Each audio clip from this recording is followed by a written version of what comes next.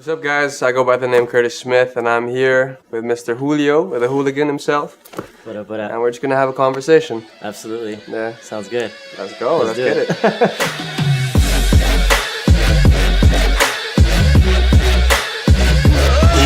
horns and they give me a little bit.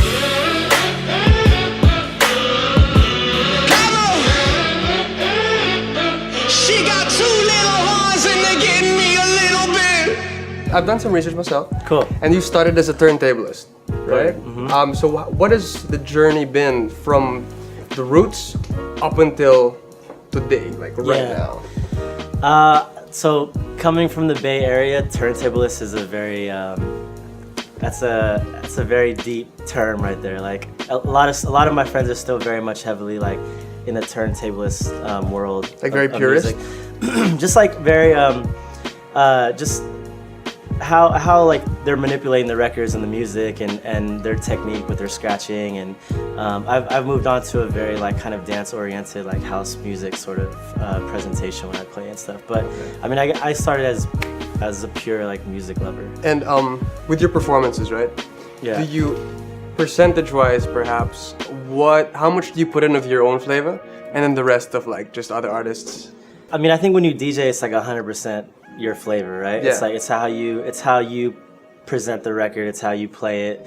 I feel like if DJs, there could be DJs, you give the same record to 3 DJs, the same 2 records as the 3 DJs, and they're gonna play it much differently. Definitely. Each DJ is gonna mix it differently. Is gonna bring out a certain part, bring in another part, and so I think like with my particular style, like and being able to do cross genres and open format, but with like deep soulful type vibes and music. To be a DJ is primarily you're playing, you're breaking other people's music and breaking that sort of music. So it's always nice to put your taste on other people's creations. Definitely. I mean, no, but by your own flavor, I meant your own productions. Right. Yeah. So I mean, it depends on some of the. If I'm doing like more like down tempo or like hip hop gigs, and I'll throw in some of my older stuff. Okay. But a lot of the newer festivals and bigger clubs have been playing. I haven't produced that type of music. I feel you. So 2019 is going to be a year we have a plan and set to produce some dance music. Probably like at least like 3 to 5 tracks, and do like a cool little EP, and then work with other artist friends to do remixes and more like kind of like dance club oriented stuff. Cool. Yeah. So bouncing off of that, I got some questions. No, it's all good. We were discussing a while ago about like opportunity cost, right? Yeah. So you've been doing a lot of traveling, and with that, you had to kind of give up a lot of the studio time. Absolutely. A lot of the times, like back home with the homies. Right. So, what's it been like for 2018, and how are you gonna switch it up for 2019? For sure. 2018 was a really pivotal year for me, like in terms of leaving Selection, and then kind of like focusing on starting my new companies, and then there's like family and there's death and there's just this year I was just hit with like so much from all different angles. Okay. And I was having to deal with it on the road. You're always sacrificing something in life. I feel like you're always sacrificing time from your family or time from your love life or your homies or whatever it is that you do in your routine back home, and you're sacrificing that to be able to travel as much as we do, or to live these opportunities that we get, or to play these shows, and to have these careers. And so To follow the dream. Yeah, to follow your dream comes a lot of sacrifice. So how would you give room service as an elevator pitch? Like you got a Shark Tank dude in the elevator with you. Like how would you pitch the concept? Yeah, so room service basically utilizes all the pillars of travel, philanthropy, sound, and capture. And room service enables us to travel to the places that we travel to, all while performing music and kind of celebrating our creativity and what we've worked our entire lives to build, but also using that power to be able to create revenue to give back to the places that we're performing in. Cool. So it's like, if I'm doing a show in Manila, we're shooting content, we're obviously performing and playing all this beautiful dance music, we're having a good time. We're capturing everything, we're showing the world exactly what we're doing at these parties, what we're doing on the streets, what we're doing when we're out in experiencing this life that we're doing, and then also like putting the gloves on and Actually getting putting in work. and getting to work, and Yeah. then spreading awareness on just extreme levels of poverty in Tondo, Yep. like just talking about Tondo to people, like they've never even heard of that area. Mm-hmm. So that in itself is powerful, and then to let people know that what we're doing there to give back to the kids and how important that is. This is more than elevator pitch, but I'm just saying. No, good, dude, good. But that's it in a nutshell, yeah. If you were going to like the 80th floor, that probably would have been good or something. And dude, respect for that, because Thanks, man. you spoke about Project Pearls. Shout out to Project Pearls. Shout out to Project Girls. And you were talking about how everything just fell into place so organically, so perfectly. Yeah. And it's really cool that you're exposing the rest of the world, these first world countries who don't know much about the Philippines and all these sure. other third world countries, to use your platform to show them what's up Yeah. is sick. Yeah. That's I respect. appreciate that, and it's cool. It's like I love the artist lifestyle, like jumping on a flight, playing, your car picks you up, like there's a certain there's a romanticized feeling, and it's a dream world sometimes, and it's like to be able to live that lifestyle, and it's cool, and I respect that, and people deserve that. Yeah. People work hard for what they do. To be in the entertainment industry and to really like share your creativity and to have like people connect with that and really connect with your soul is a really powerful, special feeling, and I love that, and I respect that, and that's something that's a part of my life and my nature and my DNA. It's like I love to perform, and I love to like connect to people musically and artistically, but there's so much. The people that go to those shows, they live 30 minutes out of the city. They live in places where it's not all like flashing lights. Yeah. And That's their escape. Yeah, and that's their escape. And to be honest, that's my escape. It's when I'm behind the DJ booth and I'm performing in front of these people, it's like that's my world. I completely black out everything else, and I'm just like, it's just me and you, and the music. And so it's definitely it's definitely a powerful connection. Jumping off that idea of the lifestyle, right? You spoke about the whole romanticized version that you're able to live, dude. You're traveling all around the world and you're playing. How do you keep yourself grounded? How do you keep yourself from just going off the rails? The temptations are there all the time. You're put on a pedestal every single night. Like, how do you keep yourself from? Yeah, I'm grateful that my roots are very humble. I come from a six-member family. 3 bedrooms. I had to share a bed with my brother growing up. 1 bathroom and 2 cats and a rabbit. And, I'm very much I come from little. So it's like I respect that, and that's something that I always think about no matter where I am and where I travel to, and also having my team around me. I think you could easily get caught up in your own world and your own head, and there's a fine line between fear and respect, and with entertainers and people in that position of power.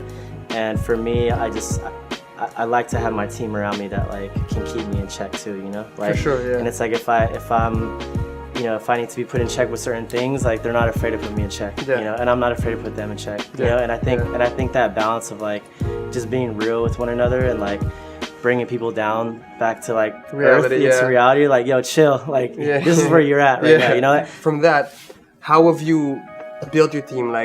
Who, in your team, are they homies from way back when? Yeah, they're all my homies. Okay. Yeah, for sure. And they're the best at what they do, and it's everyone just trusts everyone's creative process. They trust me to go to the party and rock it. I trust them to create this beautiful piece of content, and we trust each other to get us to the next city and to work together, and to and everything's fully transparent. That's my number one business rule, is just transparency. Just where the money's coming from, where the money's going, what information is being presented to me that needs to be presented to the team. And everything is very just open, You grew up in the Bay Area. You moved to Brooklyn, right? Yeah.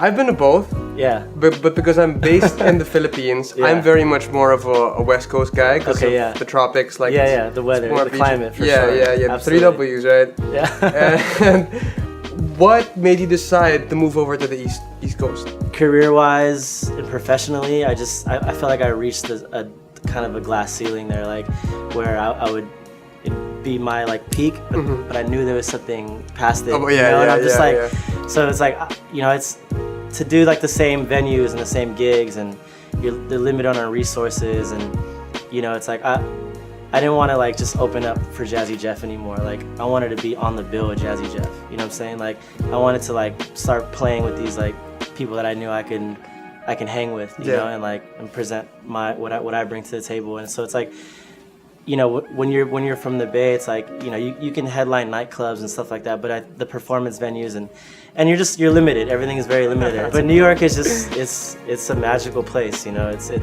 It's full of opportunity, and I think the community there too is like everyone's working so hard and hustling at what they do that it just breeds this ecosystem of like just like of go-getters and work and hustlers, and it's just like, you know, there's no shortage of photographers, no shortage of videographers, there's no shortage of artists and makeup artists and fashion stylists and DJs and producers and vocalists. It's like everything is like, you know, and you can kind of craft how you want to grow your own little ecosystem within that, or you could be completely anonymous in New York. Yeah. When I was there, I spent like a week there, and I just got to experience the tourist side. For of it, sure. right? For and sure. how long did it take you before you were able to find your own ecosystem in that city?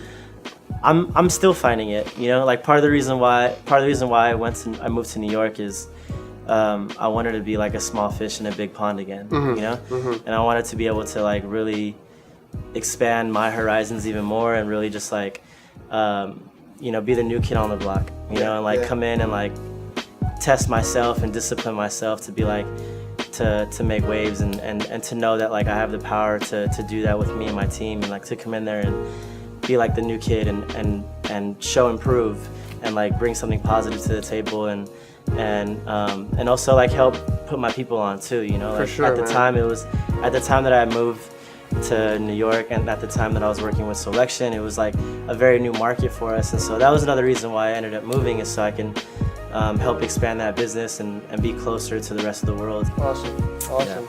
And just because I'm so curious, the jump from Selection into room service. Yeah.